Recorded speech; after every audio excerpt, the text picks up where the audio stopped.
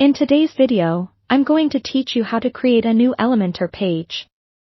This guide will walk you through the process step by step, ensuring you can use Elementor's powerful tools to enhance your website's design and functionality.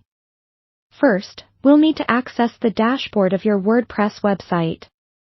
Once you've logged in, look for the Pages option on the left sidebar. This is where all your website pages are managed. Click on Add New to start creating a fresh page for your site. You'll be directed to the page editor, and here, you should enter a suitable title for your new page. This title not only helps organize your pages but also plays a role in your page's URL, so choose something descriptive and straightforward relevant to your content. Don't worry too much, as you can always change it later if needed. Now, it's time to launch Elementor. To do that, click on the Edit with Elementor button. This action takes you away from the standard WordPress editor and into Elementor's intuitive page builder interface. Here, you can see a blank canvas, ready for you to begin crafting your new page. On the right-hand side, you'll see Elementor's editing panel. From this panel, you can drag and drop various elements and widgets onto your page. It might seem overwhelming at first with so many options, but take your time to explore different widgets such as text, images, buttons, and more. These drag and drop elements make it easy to build a visually appealing page without needing any coding knowledge.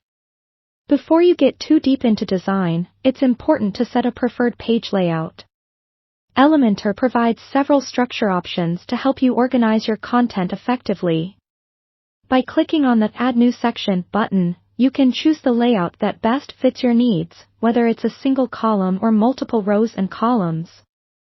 Once your layout is set, start adding content to your sections using the various Elementor widgets. Make sure to adjust the design settings to match your website's theme for a cohesive look.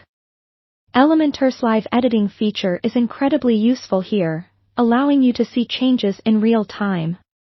Don't hesitate to try different styles and features.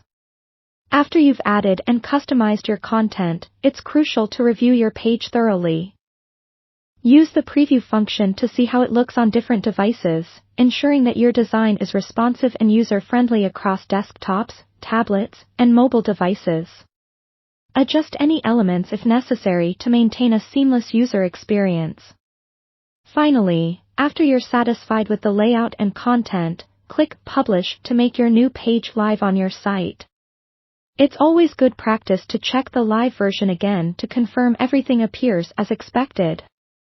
And there you have it. You've successfully created a new Elementor page.